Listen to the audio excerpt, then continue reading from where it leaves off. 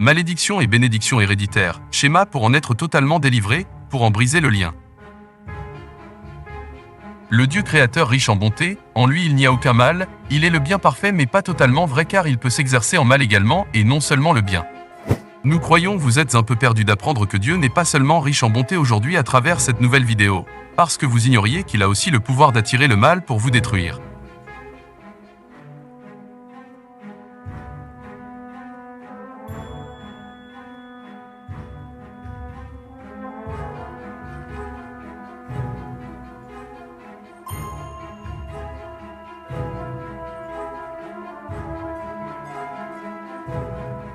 Au fait, Dieu le créateur de toutes choses ne bénit toujours pas.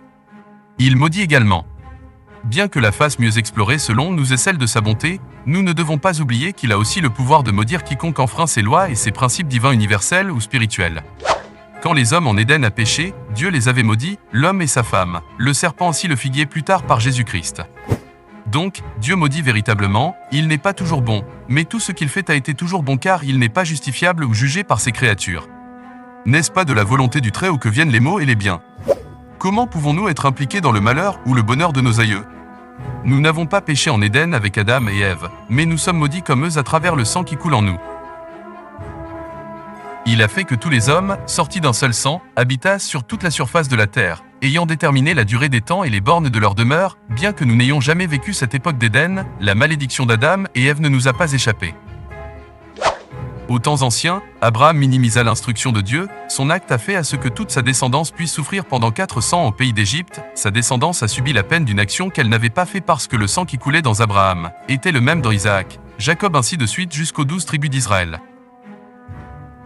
Et l'Éternel dit à Abraham, sache que tes descendants seront étrangers dans un pays qui ne sera point à eux, ils y seront asservis, et on les opprimera pendant 400.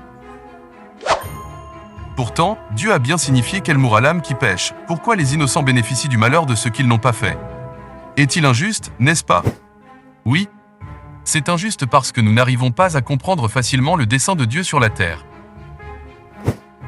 L'âme qui pêche, c'est celle qui mourra. Le fils ne portera pas l'iniquité de son père, et le père ne portera pas l'iniquité de son fils. La justice du juste sera sur lui, et la méchanceté du méchant sera sur lui.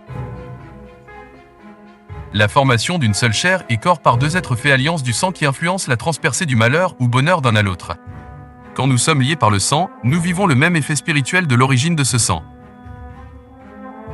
De la même manière le monde souffre à cause d'Adam et Ève ou de la descendance d'Abraham. C'est de cette lignée nous partageons le malheur et le bonheur de ceux avec qui nous avons fait alliance de sang, les parents entre eux ainsi les enfants, les arrière-enfants, etc. et les deux deviendront une seule chair. Ainsi ils ne sont plus deux, mais ils sont une seule chair.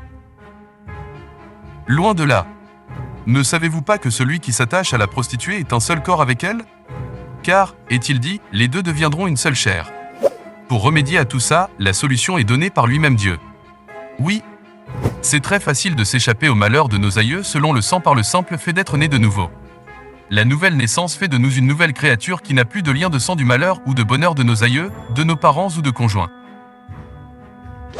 Si quelqu'un est en Christ, il est une nouvelle créature. Les choses anciennes sont passées, voici, toutes choses sont devenues nouvelles.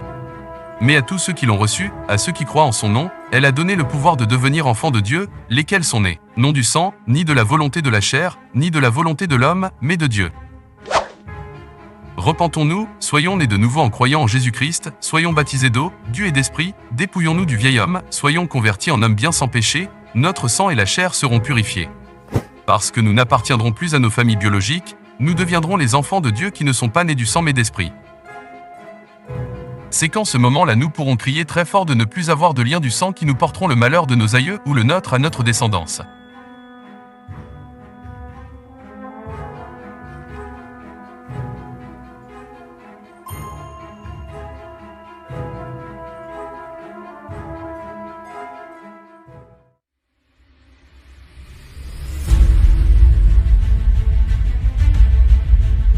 Nous, étant jeunes révolutionnaires de la Sainte Doctrine, nous avons créé deux plateformes sur Internet, pour ne parler que du bien de la Sainte Église, et débattre sur certains points difficiles de cette doctrine qu'on ne comprend pas facilement. Voilà pourquoi nous publions régulièrement des vidéos sur les réseaux sociaux, bien conçues et illustrées, pour faciliter la compréhension d'un chacun. et ce dernier vous pouvez l'utiliser comme élément de défense, face aux non-croyants. N'hésitez pas de la partager à vos proches, et de vous abonner, liker et aimer nos articles.